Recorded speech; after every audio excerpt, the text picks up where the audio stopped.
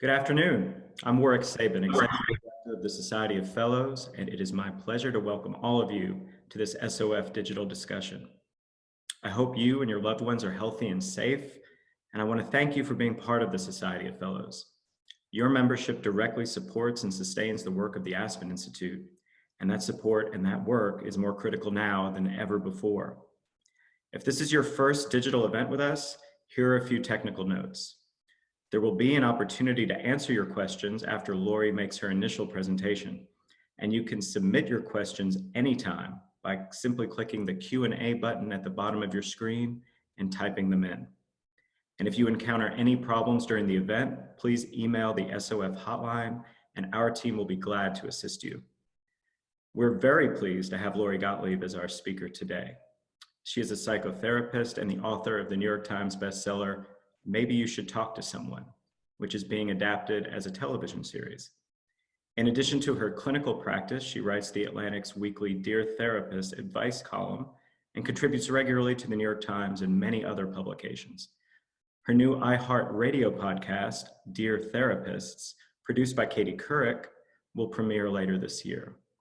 And today she will provide insights into the human condition during times of crisis. This conversation will be moderated by Arianna Davis, the digital director at oprahmag.com, where she oversees all editorial, video, and social media content, in addition to writing features about culture, entertainment, and more. Lori and Arianna will chat for the first 20 or 30 minutes, and then I will pose your questions to Lori for the rest of the event. So Arianna, the floor is yours. Thank you guys so much for having me. It's an honor to be here, if only virtually, in these crazy times we're in right now. And Lori, I am so excited to chat with you. So would love to get started with my very basic question for you and for anyone who is watching. What is a psychotherapist? That's a great question. And first of all, I just want to say I'm so thrilled to have this conversation with you. So thank you for doing this during this very difficult time.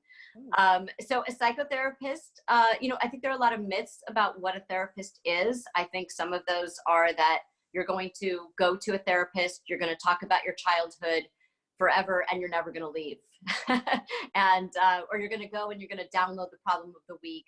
And that's what therapy is.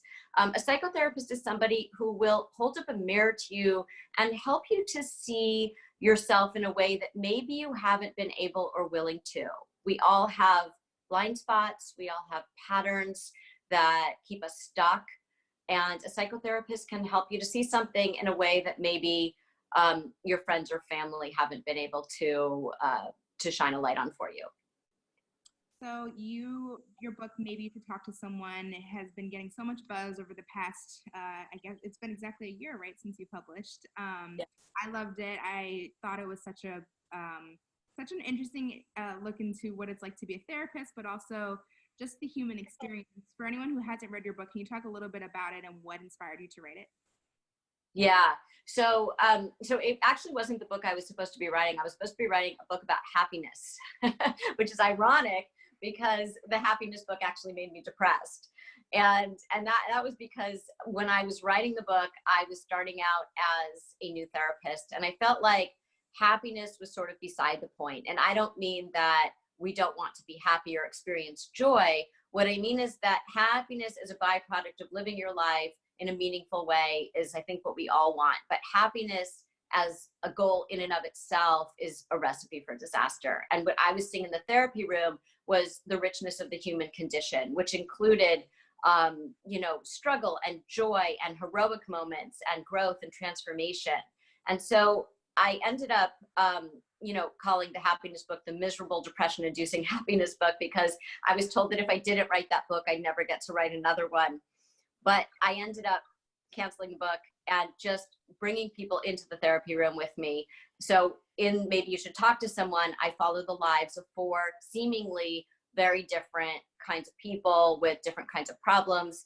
And then there's a 5th patient in the book, and that 5th patient is me as I go through my own therapy while I'm struggling with a crisis in my own life. I love that. That really translated. And one of the things I saw online that I think the New York Public Library said that your book is one of the top 10 most checked out books. Why do you think that is? What is it do you think that people are searching for when they're picking up Maybe You Should Talk to Someone? Well, I think that we see ourselves most clearly through the lens of other people's stories. So even though the book seems to be about these 5 patients, including me, it's really about the reader. It's really about all of us. So to me, it's a book about the human condition. And I think that when people read the book, they say, oh yeah, I'm kind of like that, or I've done that, or I've gotten stuck that way, or I know someone who does. That's my husband, that's my wife, that's my parent, that's my child, that's my friend, that's my sibling. And I think that often we feel so isolated in our experiences. And one of the things that I think comes out of that book is how we grow in connection with others, which is a message that's, I think, never been more important than in this current moment. So I think that a lot of people are finding solace in the stories in the book because they feel like, however much we feel like we have to be apart from people, they feel connected to themselves and others through these stories. One of the things I was thinking, a lot of us right now, some people I think newly are interested in seeking therapy, some who, already may have had a therapist before, but the idea of, a virtual or teletherapist right now, I think there are some people who are open to the idea of seeking therapy, virtually, and others who are, might feel weird about it. What's your advice for anyone who, is like, do I really want to talk to a therapist over, Zoom or a FaceTime call? Yeah, well, it's funny because I've been doing so many virtual sessions because of having to move my practice into my home during this time. And it's really interesting because on the one hand, it's really different from what I do in the office. And a colleague of mine had always said that Skype therapy was like doing therapy with a condom on because it's not the same as, the physical presence of somebody in the room. There's a certain energy to a room when you're in there together. There's a certain intimacy. I think we're all experiencing that right now as we're being socially distanced. But I also get to see people in their environments. I get to see people in their bedrooms, in their homes. I see the cat walk across the screen while we're doing therapy. Which is interesting. I think that brings another level of connection. People get to see me in my environment. But I also think that for people who are reluctant to reach out, I hope that what the book does is it shows people what therapy really is. It's really this it's a very relational type of interaction. It's not like you're on this hierarchy where I'm the expert up on high and they're the patient. Of course, I'm using my expertise and of course I'm using my training when we have these conversations, but it's very authentic and it's very real. And, the book's title, Maybe You Should Talk to Someone, isn't just about reaching out to a therapist. It's we all need to talk more to each other. So let's say that you don't want to reach out to a therapist for whatever reason, reach out to someone and talk to them. But I do think that people can get a lot out of talking to a therapist. I talk about the difference in the book between idiot compassion and wise compassion, and our friends offer us idiot compassion, which means that we want to support our friends and we want them to feel better. And so if they come to us with a complaint like my boss did this or my partner did this, we say, yeah, you're right. That was terrible what they did. That's idiot compassion. We think we're supporting that. Wise compassion is what a therapist will do, which is like what I talk about in my TED Talk about rewriting the story, that a therapist will help you to look at the parts of the story that would be more helpful for you, that would serve you better. So it's not, I always say that I'm listening for the music under the lyrics when people tell me something in therapy. So the lyrics are exactly what I said. My boss did this, my partner did this, here's what happened. The music is, what is the underlying struggle or pattern that got you into this situation in the first place? And even though there are difficult situations and people out there, like a supervisor said to me when I was training, before diagnosing someone with depression, make sure they aren't surrounded by assholes. So yes, there are difficult people, but what is your response? And a therapist can help you to look at how are you responding to the challenging people or situations out there, so that you don't feel like a victim in your story, but you feel like the protagonist in your story. You feel like you have agency and you have choice, because so often we feel like we're trapped and we don't have choice. And I think in therapy, we realize how much choice we actually have. I love that distinction between idiot compassion and wise compassion. I think that that's so true, especially A lot of times I think when I'm going through something, I go to the friend that I know is going to like support something that, I'm doing, even if I know it's not the right thing to do. So that's such an interesting point. The topic of this panel in particular is about embracing vulnerability in times of crisis. What does the idea of embracing vulnerability mean to you, and how do you think we can all try to do that a bit better during this time that we're going through? Yeah, I think that when people hear the word vulnerability, they think weakness. And vulnerability is actually a strength.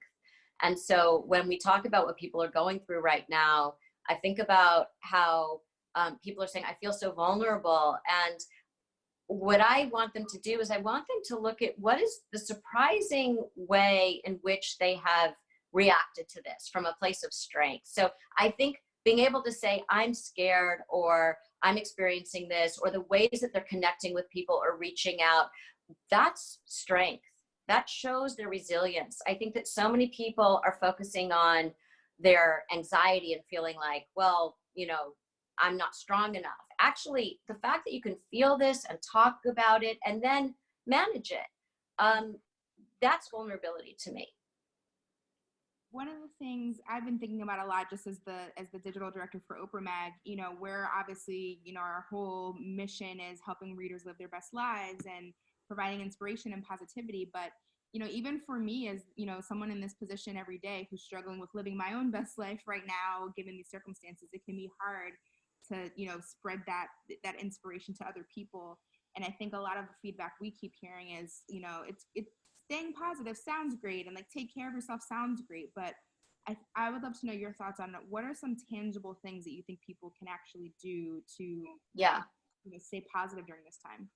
Yeah. So, well, first of all, I think there's a difference between productive anxiety and unproductive anxiety. So productive anxiety is when you are reasonably worried about something and then you take action to help with the anxiety. So for example, we are reasonably worried about the spread of the coronavirus. We need to be worried. If we weren't worried, we would not be social distancing, wearing masks, washing our hands a million times a day, doing all the things that we need to do to protect ourselves and our communities. So that's productive because we're taking action as a result of the anxiety. Unproductive anxiety is obsessive rumination. So it's checking the news every hour. It is, but even though you can't do anything differently than you're already doing, because you're already doing everything you need to be doing. It's talking about the coronavirus 24/7. So when you are reaching out to people, all you're talking about is the coronavirus. We need to protect our psychological immune systems as much as we're protecting our physical immune systems. So if we overload them with so much information, we get flooded and our psychological immune systems are going to break down. So how do we bolster our psychological immune systems? Well, first of all, life is going on in the both and, meaning my son is home doing remote learning. I'm really glad to see him. He's a teenager. He doesn't really talk to me so much, about his days, right? But now that he's home, I get little tidbits, as we pass each other in the hall or at lunchtime. And I love that, even though the circumstances under which I'm seeing him are horrific. So that's the both and. A lot of people feel like they're not, it's inappropriate to experience joy during a time of tragedy. And that's just not true. So it reminds me of a patient that I saw who had cancer, and she said everybody around her was so afraid of laughing or making jokes or talking about anything normal because they felt that they would be minimizing what she was going through with her cancer. And she said, it's not like I'm going to forget that I have cancer. I know that I have cancer, just like none of us is going to forget that the coronavirus is going around right now. So that's always there, but it doesn't mean that we can't also have the same reality, which is you are experiencing joy at sometimes. You can be reading a book and experiencing joy. You can be playing a board game with your family and experiencing joy. You can be having a great conversation on FaceTime with a friend and experiencing joy. It is okay to have a dance party. It is okay to live in the time of tragedy and not be consumed by it.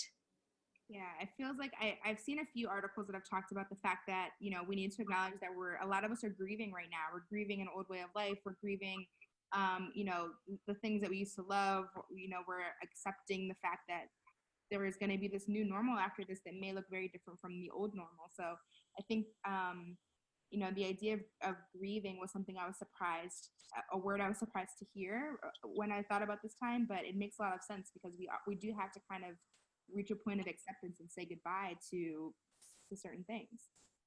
Yeah, and I think the way we talk about grief matters too, because I think we're experiencing a collective grief right now, but everybody is also experiencing their own particular kind of grief. What are they losing? So some people are losing their loved ones. Some people are losing their own health. Some people are losing their jobs. Some people are losing the fact that they can't go to their college graduations, or they can't start their new school in the fall. Some people, some people are losing that sense of of stability that they're used to having, even though, of course, it was sort of an illusion. So we're all losing different things, and there's no hierarchy of grief. Just like, I wrote about in the book how there's no hierarchy of pain, meaning that sometimes people will say, oh, well, you had a miscarriage, but you didn't lose your 8-year-old, right? So they don't really give it as much. They don't really, comfort the person in the same way. Or somebody will say, oh, it was a breakup, but not a divorce. It's the same thing with grief right now. Everybody is, we can't sort of say some losses are not really valid or some losses are trivial. Everybody's loss matters. Everybody is experiencing it. So the more we can have compassion, I think, for other people, the more we can have compassion for ourselves as well. 100%. I know you mentioned your son being home is one thing that, is giving you joy. What else is there anything else that has been uplifting you right now? Are you watching or listening to anything that has helped you to lift your spirits during all of this? Yeah. I mean, something that's really helped me is, I think, two things. I would say part of it is being able to spend more time with my family, which has been really nice. Again, even though I'm not thrilled about the circumstances. And I think connecting with people and having longer conversations with friends where in the hustle and bustle of daily life, we didn't really have time when we would say, how are you? We didn't really want to listen to the answer, or it was very quick. And now we can really talk about things in a way that we couldn't before. Or I would say we didn't make time for before. But I think the other thing that I found really rewarding is reaching out and helping others. And anybody can do that. You can go bring a meal and leave it on the doorstep of your neighbor across the street that you know is alone. Or you can call somebody. My son is doing this this program where he is talking to a Holocaust survivor. So they're pairing teens with Holocaust survivors who obviously experienced great trauma. And now I think a lot of times when we experience a current trauma, it sometimes triggers an old trauma. And so he, is reaching out to this person, having a conversation with this person to keep them company. So I think that really makes not only other people feel better, but it makes us feel better too. How do you think that during this time people can kind of toe the line between finding comfort in things and then, maybe finding unhealthy habits? Like, I know for me, I've been in my fridge a lot and I've been drinking a lot of wine, and like, those are the two things that are actually like helping me feel a little bit better. But I also realized after a month of this that I'm just like, okay, like I should probably be slowing down on the wine. So how do people, especially, those we're all stuck at home, or those of us who are here alone, how do you kind of toe the line between finding comfort and making sure that you're not building unhealthy habits? Yeah. Well, I think that we need to be easy on ourselves right now. We can be so self-critical, even in the middle of a global pandemic. We can hold ourselves to these really unrealistic standards. And so I think that, if you're using, you want a glass of wine, or you want to have maybe more cookies than you normally have, it's okay. Be easy on yourself. But I also feel like if it starts to become problematic, like it's interfering with your functioning or your sleep or your ability to be present, it helps to look at, well, are there other ways that I can manage my anxiety that will serve me better? So maybe instead of like reaching for that, third brownie, maybe you can say, you know what, I'm going to do like a virtual dance party with my friends, or I'm going to go get some fresh air outside and put on a mask and social distance and just walk around the block, or even just sit out on the balcony or on the porch. I'll read a book. If you can do something else that maybe will help you calm down, that serves the same function as maybe the third brownie might have been serving for you. Yeah, definitely. That's such a good point. Before we open it up to questions from the audience, My last question for you, I saw that maybe you should talk to someone who's going to be adapted to a TV show. So can you tell us any details about that? Yeah, so it's being produced by Eva Longoria's company, and the creators of the show The Americans are writing the pilot, the first episode of the series right now, and it's very exciting to see, I think, a lot of what I was trying to do in the book being translated to hopefully the screen, and to really normalize who people are as therapists. You know, like, it's not a show. I always like to make the distinction that it's not a show about therapists, but it's about a show. It's a show about people who happen to be therapists, and there's a big distinction between that. And just like it's not a show about people who are going to therapy, but it's about it's just people. It's a show about the human condition. Yeah, I will. I can't wait for the show. And again, the book was so great. If anyone hasn't read it yet, I would 100% recommend. It's a really, especially I think right now, it's exactly the kind of read that we all could use. So work, I think from here, I'm going to let you take it away for audience questions. Okay, Arianna, great job moderating. Thank you so much. And Thank you, Ari. Some of the questions may be for you, so we'll see. So Lori, the first question actually comes from Miles Krieger down in Florida. And he asks, what techniques do you use to move a patient from talking about an issue to actually experiencing the difference between talk and living their best self? Yeah, so I like to say that insight is the booby prize of therapy, meaning you can have all the insight in the world, but if you don't actually make changes out in the world, the insight is useless. So if somebody says, you know, they'll come into session and they'll say, well, now I understand why I get into that argument with my partner all the time.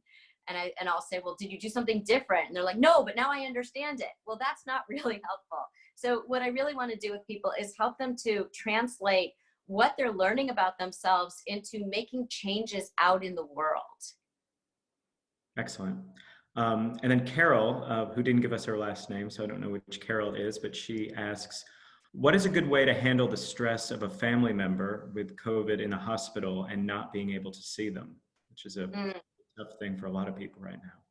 Yeah, that's such a hard situation. And I think that a lot of people feel guilty because they feel like, well, I should be there with them. And they feel like they're abandoning that person, even though they know rationally that they can't actually be there. So I think it's really about how can you, you know, are there ways to connect with that person from far away? And, you know, every hospital is different about what they're allowing. Some people are allowed to FaceTime. Some people are allowed to send messages. You know, what are you allowed to do? And how can you stay in contact with that person in a way that feels supportive of that person? And then you separately need to get support. So you need to get support from the people around you in terms of what you're feeling, what this is like, what the loss and grief feel like. Even if the person is going to recover and be okay, it's very traumatic to go through something like this. So it's really important to talk to somebody and get your own support. Yeah, and somewhat related to that question is one that's come in from someone who's remaining anonymous, but asks, what are a few strategies to show empathy when people's situations are much different than our own? So for instance, this person asks, how could I comfort friends virtually in New York who are suffering while my experience isn't as intense? I'm going to go back to that example of the person with cancer, because I think that people feel like they need to know what that experience is like in order to really empathize. And you don't. What people really want, what she said to me, she had this, there's a chapter in the book called What Not to Say to a Dying Person, because people felt so awkward. They didn't know what to say to her. And I think that people feel that way about people who are really like the people in New York who have been hit so hard with this. They don't know what to say.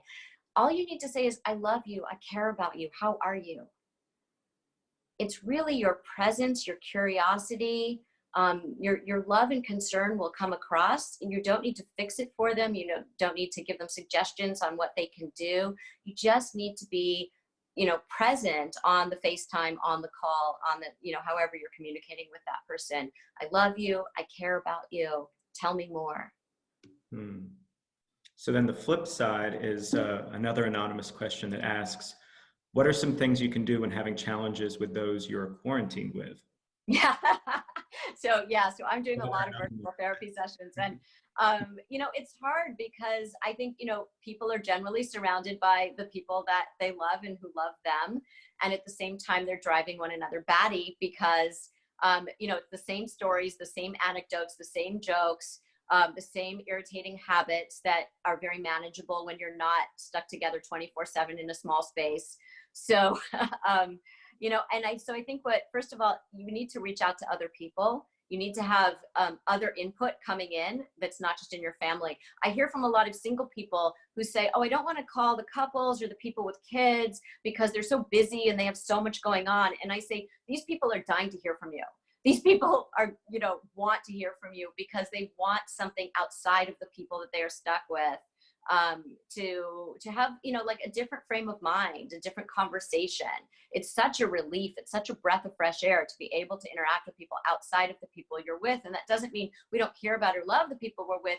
It's very hard. And I think one thing you can do when you're in a house with somebody, with a lot of people, or even just one other person, is everyone needs privacy. So you need to work out with your family members. I need 1 hour or 2 hours to myself. I'm going to be in the back bedroom. Nobody's going to know that I'm here. And then we'll switch off, because you need to be able to hear yourself too. And even when you're quiet in the room with somebody else, you can't hear yourself. You need to be completely by yourself and have that time to say, what am I feeling? What do I need right now? Can I take a bath? Can I talk to a different friend? Can I read a book? Can I just do nothing and hear myself think? So the next question, again, I think is another riff even on that, but I'm going to preface this by saying also all the questions coming in seem to be anonymous, which I think makes sense in the context of the conversation. So I'm just going to say that up front. But this person asks, how do you react when you feel that you have tragic optimism and the other person is so pessimistic at this time? This is really common, not only during the coronavirus pandemic, but all the time, where usually in a couple, somebody is maybe more of the worrier and somebody is more laid back. Somebody is more glass half full. Somebody is more glass, half empty. And I think that those differences get amplified during a crisis. And so it's really more about being curious about the other person's perspective and not trying to ram your perspective down their throat, which is what couples often do. Like, you need to see it my way. Here, this will be better for you. Or the pessimistic person saying, like, you're not taking it seriously enough. You need to pay attention to this. Is to really just hear each other and know that you're going to have, space to disagree. Have space to feel differently about it, but to understand that the other person feels their way, and it's okay for them to feel their way. Gotcha. So a few of the next questions all have to do actually with sort of the process of psychotherapy. One person asks, what do you recommend for people who've never seen a therapist before, but are suddenly finding themselves in need of more support? Is teletherapy a realistic first step? And I know you addressed this a little bit at the beginning, but more specifically for this person. Yeah, I think it's really important. Now is not the time to worry about shame and stigma and, all of those things that tend to get in the way in general for people. But to say, we really need human connection more than anything right now. And often it helps to talk to, it's like, an objective third person. And what I mean by that is talking to a therapist is like getting a really good second opinion on what's going on with you. And you're not going to get that same kind of second opinion from somebody who has a vested interest in how you act. So somebody in your household is going to try to, get you to do something their way because it helps them cope. A therapist is somebody who can say, let's talk about what's going on and let me try to give you some tools for how to manage this. Okay, and that's perfect, because what I'm going to do is combine the next two questions, because I feel like the end of your answer there just addressed part of this first one. The first question is, what does a good therapist-client relationship look like?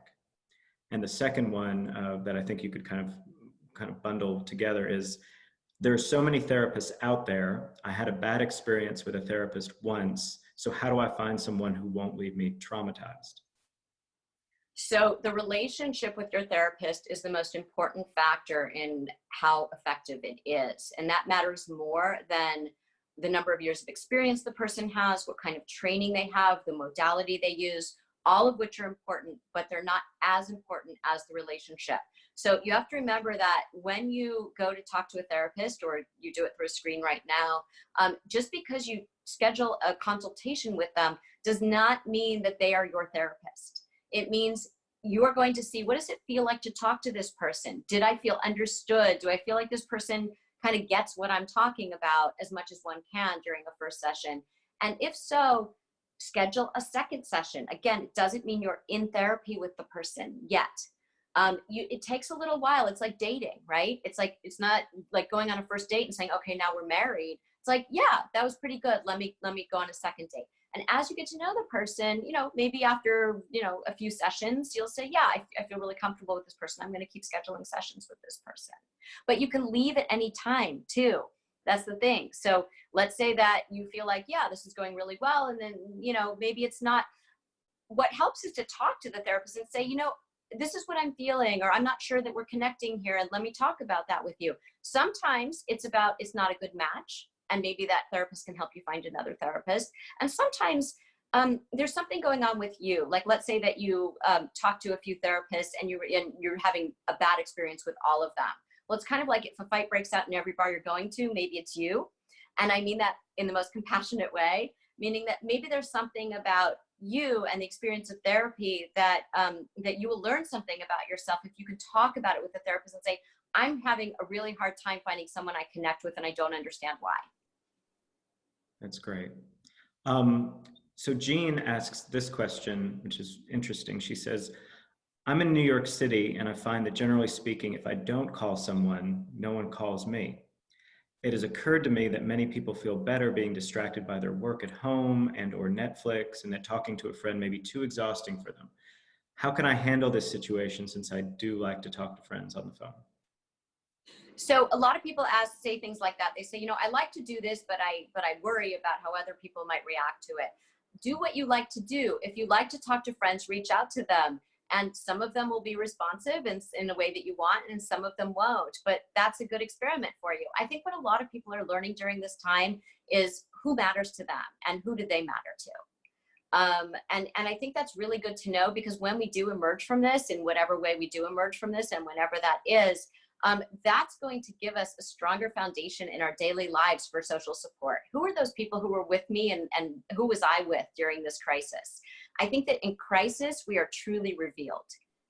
And what I mean by that is, who are the people who will show up for us? Who are the people who are present for us? You'll learn a lot about the people in your life right now that you can take with you when things, become more normalized. Yeah, and this next question, it's one I've actually heard a lot from my friends, and it sort of relates, I think, to when you were talking to Arianna about the food and the wine. This person asks, how do you deal with the anxiety and guilt of not being as productive as others? Well, so I think that people can have really unrealistic expectations of how they should be managing during this time. So when we talk about productivity, I always say to people that if you can, the night before, write down 1 or 2 things that you want to accomplish the next day that are realistic, you will feel so good about yourself at the end of the day having accomplished those 2 things, as opposed to writing a list of 20 things and you get 5 of them done and not done well at that. And so really at this time, realize that we're in the middle of something really challenging. And so if you can, these are the things that I think people should do. Is I think they should go to sleep at their normal time. I think they should wake up at their normal time. They should take a shower, put on clothes every single day. Doesn't have to be, it could be sweatpants, but put on clothes, and make your bed. It just makes you feel more human. Make your bed. And then eat your meals at regular times. Don't eat lunch at 4 p.m., which is like right before we got on here. I was saying, I have to eat lunch before we do this, because you have to eat your meals at normal times, so that you have to have like the basic infrastructure in place. And then you do your 1 or 2 things, and anything else you do is kind of gravy at that point. But you have to really take time. If you go through this and later on, when you look back in the rearview mirror and you say, I was just working the whole time and I didn't deal with anything I was feeling, I didn't deal with any of my emotions, you're going to really struggle later on. So better to deal with them right now and say, this is what I'm feeling and I need some time and I need to be easier on myself, not harder on myself. Mm. Do you think, this is coming from me, there's going to be a lot of post-traumatic stress to deal with in the years coming after this? Is this just something you expect to see in your practice? I think that how we handle it now will impact what we feel later on. So I think that if we are able to do things that are healthy for ourselves, if we are able to be really kind to ourselves and really kind to other people, then I think that it's still going to be hard, but I think it won't be as hard. I also think we're going to come out of this with tremendous resilience.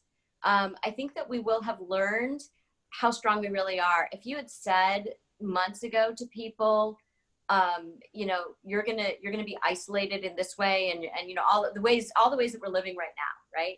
You're like you're gonna stand 6 feet away from people in a grocery store, and there's gonna be tape on the floor, and everyone's gonna be wearing masks and gloves, and it's gonna look like a science fiction movie.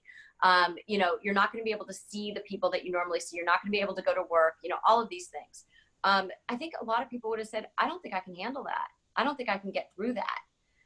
But look at us. We are being so resilient. We are being so creative. We're being so flexible and adaptable. And I think that people are so focused on how hard things are and how much anxiety they're feeling or how much sadness they're feeling or whatever, how much stress they're feeling.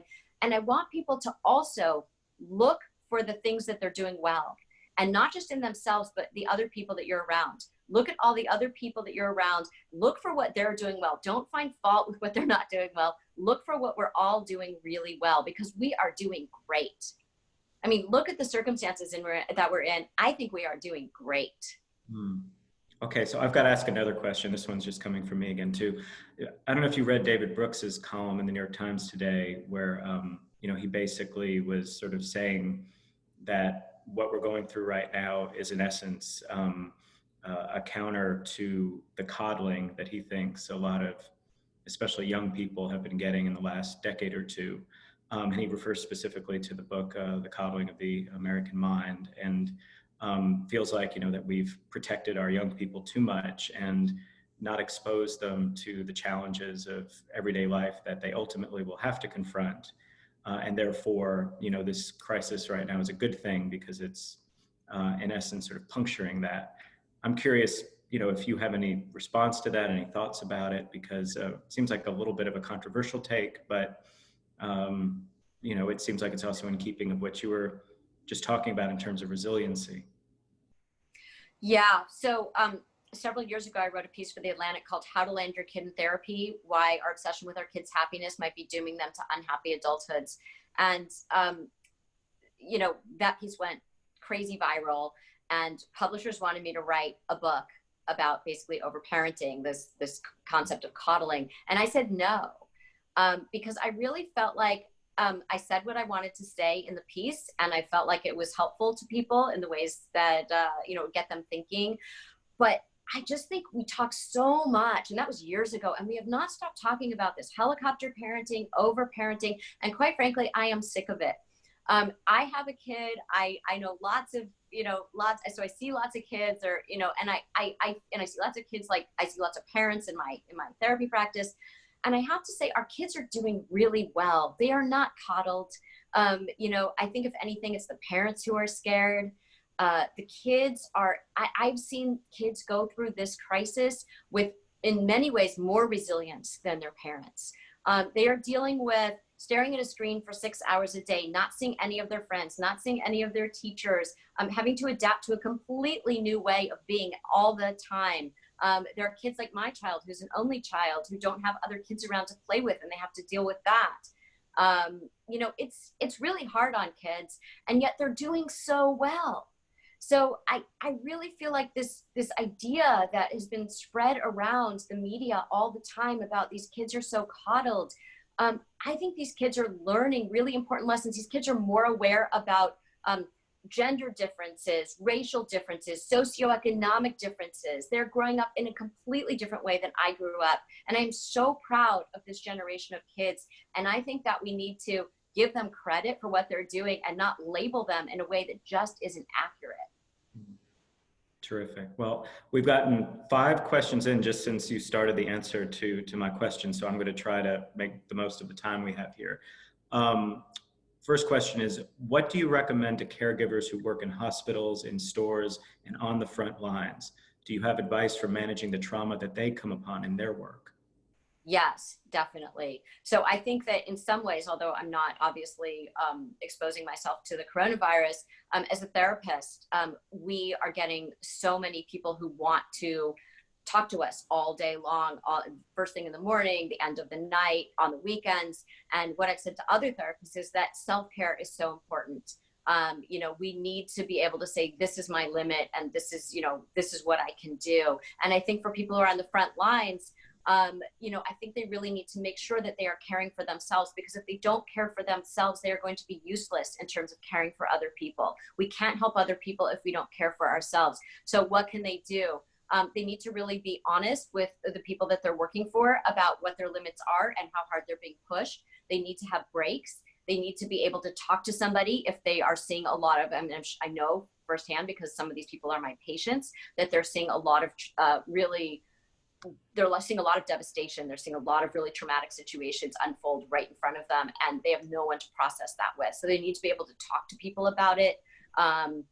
They need to be able to eat their meals. They need to be able to sleep. They need to have protective gear so that they don't feel so vulnerable all the time. And so all of that is really important for them to advocate for themselves and to say, this is what I need. So many of them are so afraid to ask for anything because they feel like, well, look at all these people dying. I can't really ask for anything myself. Yes, you can, and you need to, because we need you. We need you to help the people who are struggling, and you can't do that if you aren't healthy, emotionally and physically. Okay, and the next couple questions, they sort of touched on things that you've already talked about a little bit, but maybe just slightly nuanced. One person asked, how do you suggest managing with the reality that this could last a really long time? Yeah. So I think that humans don't do well with uncertainty. And so what we do when there's uncertainty is we like to fill in the story so that we have some sense of control. But the problem is usually we fill in the story with something negative. So we usually fill it in with something like, well, we don't know when this is going to end. So where does our mind go to? It's going to be a year. It's going to be 2 years. It'll never be normal again. That's how we fill in the story. The fact is, we don't know. And so can we sit in the unknowing instead of the catastrophizing and the future tripping that doesn't serve us? So week to week, we have more information, right? So we don't know what a year from now is going to look like, or even what 3 months from now are going to look like, but we do know what this week looks like. And so can you stay in the present and focus on how can I manage the best right now, right here, this week? And then next week I'll have more information, and how can I manage? Instead of imagining the worst case scenario, it's better to stay in the unknown than to imagine something that is probably far worse than what you're actually going to experience. I jumped in for that one because that is something I've definitely struggled with a lot, especially as someone who's like a planner and someone who's used to thinking long term. I think it's been really difficult to not even be able to say, like, my birthday's in August, and I'm like, I don't know what I'll do for my birthday in August. And so that's definitely something that I think so many people are struggling with right now. So that's really, really helpful. Thank you. So this next question, like I said, you've touched on this a little bit, but this person asks, for people in small quarantine spaces, what coping skills are most effective? How can you mentally separate different parts of your day? Yeah, so that's what I was talking about with having some sort of infrastructure in place, like the sleeping, the showering, the getting dressed, making your bed, the eating your meals, and then the privacy, which is switching off with the other people in your house and finding that one private place. And if you don't even have one room that can be a private place, what's this like? Where is there like a little private chair or corner or whatever where you can go read a book and nobody's going to talk to you, disturb you, ask anything of you? We definitely need time to ourselves. And so any way we can find that. It's funny because we're talking so much about the effects of not being around other people. And yet there are also a lot of effects of being around people all the time. So it's that balance. It's that kind of sweet spot in between. And everyone's different. There are people who get a lot of energy from being around other people. And there are also people who get sapped of energy from being around other people. So when we talk about reaching out to other people, I want to be careful because there's some people where this feels really good to them. They're like, I finally get time to myself. And I don't want them to feel like something's wrong with them if they don't want to reach out to other people, if they are perfectly content with the amount of privacy that they're getting. Excellent. Okay, 2 more questions. This one is, I'm having a hard time being empathetic with my parents because despite being healthy, they seem to be having a very hard time with all of this. I understand being scared, but I am struggling with the negativity they are leading their life with. My brother and I want to help, but are not being successful in communicating the need for positivity for our own families. What can I do differently? The first thing you can do is to listen to them. And listening doesn't just mean hearing the words. It means hearing what's underneath the words. It means being able to, instead of arguing in your head while they're talking about why what they're saying is so negative and getting frustrated in your head, it means really having compassion for what they're going through and understanding why they are so worried. And just when people feel understood, if the first thing you can say to them is, I understand, or that makes sense, or I hear that, that's what really all of us want. We just want, I see you, I hear you, I understand you. And there can be movement from that place. If you are arguing with them about how negative they are, there's no movement. They're going to get backed further into their corner. So if you can first let them feel heard and felt and understood, we have this expression, feeling felt. Everybody wants to feel felt. If they can feel felt, then they might open up a little bit. They might not feel so negative. But even if they do, even if you don't get them to a different place, let them be how they are and protect yourself from it. So you don't have to listen to the negativity for long periods of time. You can call them, have a quick conversation. When they start getting negative, you can be like, yeah, that's, I hear that. I'm going to go take a walk right now. It was really nice talking with you. I love you.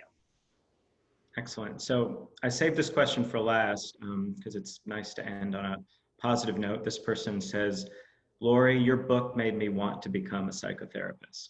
What are your least favorite parts of being a therapist, and what attributes make someone a good therapist?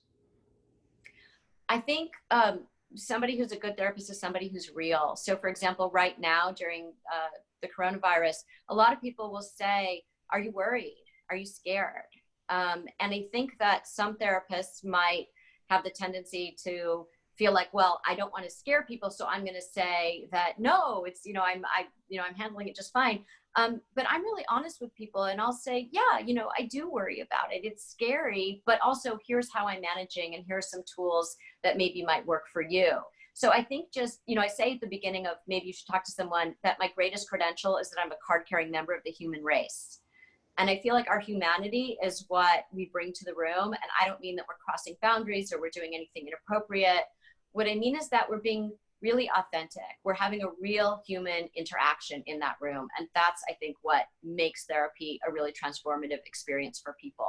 In terms of what I like least, I honestly can't think of anything. I love what I do. I think it's an honor to do what I do.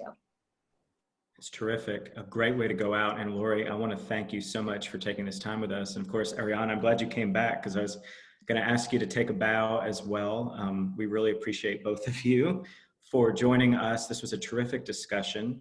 And I want to remind all of our members that we're going to be back with our next SOF Digital Discussion next Wednesday afternoon featuring Kyle Drop, who is the CEO of Morning Consult.